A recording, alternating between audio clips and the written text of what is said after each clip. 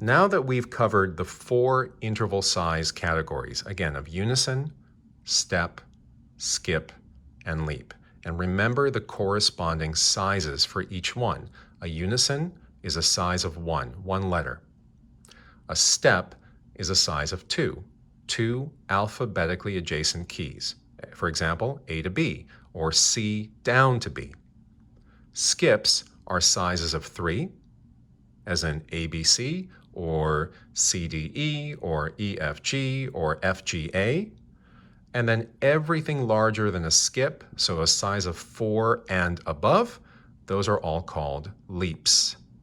So the problem that I asked all the way at the beginning of this series of videos was, how do we figure out the number of white keys or naturals all the way through the keyboard from the lowest key, which you remember is A0, the octave designation is 0, all the way up to C8, where the octave designation obviously is 8. How do we figure out how many white keys there are without, and this is the operative term, without counting all of the individual keys, because that's time consuming and potentially problematic if we lose track of where we are. I wouldn't want to miscount when I have this many keys in front of me. So let's see if we can figure out kind of a shortcut to doing so that will reliably give us the answer. So my advice is, let's begin with the octave. Now, I want to give you some more terminology here that will help. All sizes of 8 and below are either called simplified sizes or reduced sizes. All interval sizes larger than 8 are called compound. Now remember, that term compound means we're adding things together, right? C-O-M-P-O-U-N-D, compound. We're adding things together. So one way to think about intervals, especially large ones, is as an octave plus something else. So for example, let's take C4 as our starting point, and I would like to figure out the size of C4 up to E5. How do I do that? Well, look, there are a couple of ways. Obviously, we can simply count by step, or again, alphabetically, from our starting point to our ending point, and we'll get a number.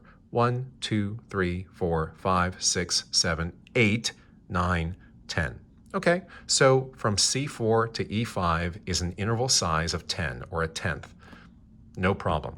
But remember, the larger our interval sizes become, right? If I start all the way down here and want to go all the way up there, or to go back to our first problem, all the way from A0 up to C8, it just becomes more and more problematic because the size obviously gets bigger, and then we might make more mistakes. So let's think of this, let's go back to that smaller example of a tenth from C4 to E5.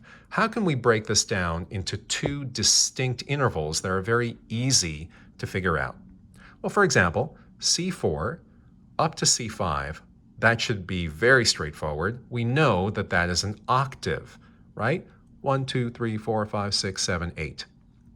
We also know that from C5 up to E5 is a small interval of 1, 2, 3. That's a third or a skip.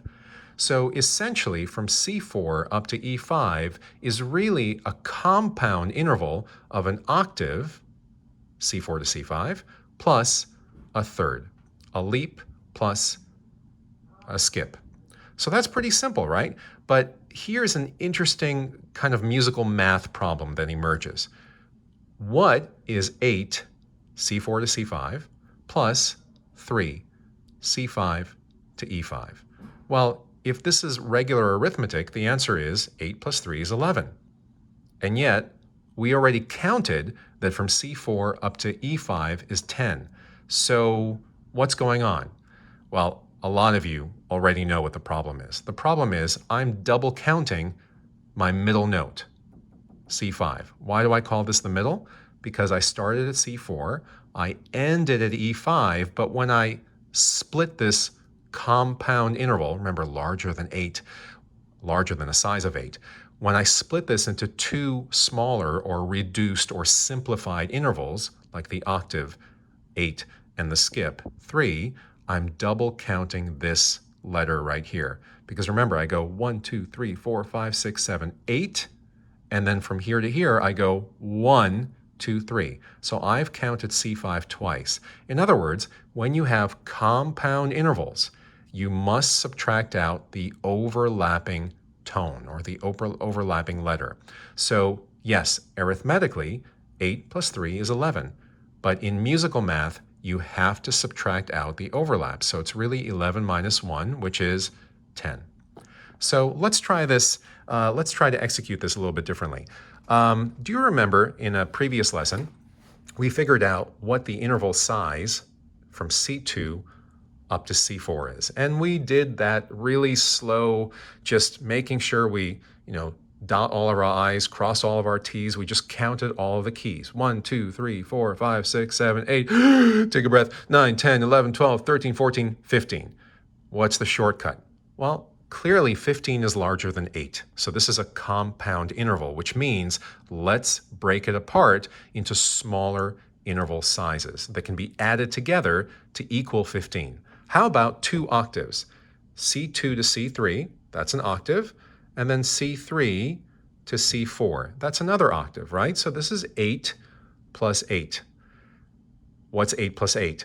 Now you guys are ready, you're way ahead of me, right? You know that the answer is not 16, right? I mean, how could it be? In musical math, you have to subtract out the overlap. Well, where's the overlap? Well, C2 to C3, and then C3 again to C4, we've counted C3 twice. So it's 8 plus 8 minus 1, minus the overlap. So that's 16 minus 1, so the answer is 15. Okay, all right, let's try something more complicated. Why don't we go from C1 all the way up to C4. Wow. We can count, right? 1, 2, 3, 4, 5, 6. I don't want to do that. I want to break this large compound interval. It's clearly larger than an octave, right? C1 all the way up to C4. Well, how many octaves is it? Well, that's why we get those numbers, right? Those octave designations. This is the 4th C. That's the 1st C. Well, how many octaves from there to there? You subtract out the difference, right? 4 minus 1 is 3. There are 3 octaves. If you need a visual confirmation, C1 to C2, first octave. C2 to C1 to C2. C2 to C3, that's the second octave. C3 to C4, that's the third octave. There are 3 octaves from C1 all the way up to C4. Now, we can do this as a basic multiplication problem, or even an addition problem. I mean, basically the same thing, right? We take the octave, which is the size of 8, and we multiply it by 3. So 1, 2, 3. Well, what's 8 times 3? I'll give you a second. Carry the 4, apply a derivative, maybe an integral. No, it's 24. But you know that's not the final answer because you have to subtract out the overlaps. How many overlaps in this large compound interval of C1 up to C4? Well, let's see. C2 is an overlap. C3 is an overlap. There are 2 overlaps in 3 octaves, right? Kind of makes sense. So we have to take our total answer of 8 times 3 minus this overlap and this overlap. So minus 2. So the answer is 22. So what's the interval size of 3 octaves? 22. Let's try 4 octaves. So from C1 all the way up to C5. How do we know that's 4 octaves? 5 minus 1. That's why we have those octave designations. They save us a lot of time, right? But again, if you want to see it visually, first octave, second octave, third octave, fourth octave, right? So C5 all the way down to C1, or C1 all the way up to C5 is 4 octaves. What's the interval size of 4 octaves? 8 times 4. Let's start with that. So what's 8 times 4? I'll give you a second. It should be, what is it? Who knows? 32, okay?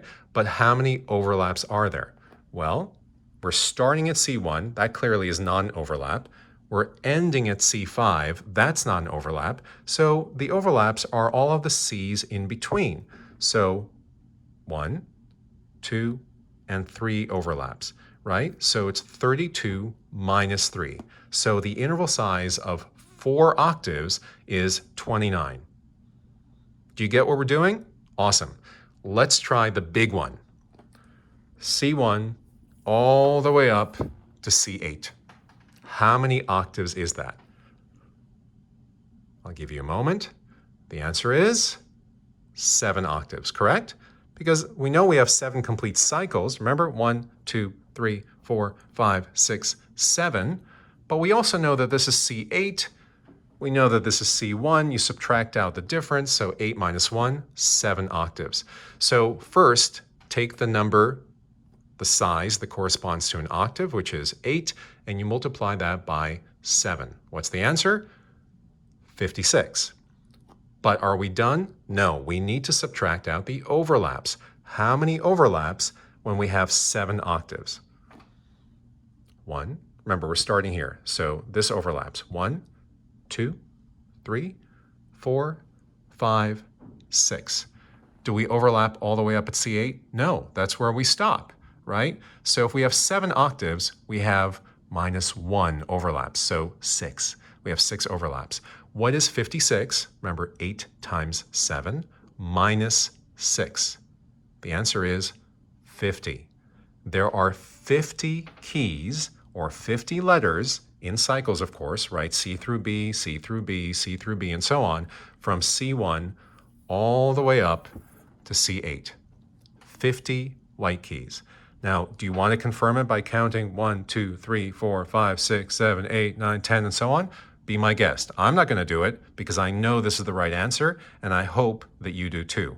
But we're not done, because the first problem was, what is the interval size from A0 all the way up to C8? Well, that's easy. We just go from here down there, right? From C1 down to A0. How many letters? 1, 2, 3. Oh, because that is a skip, correct? So it's 50 plus 3. So clearly the answer is 53. Am I correct? Have I left something out?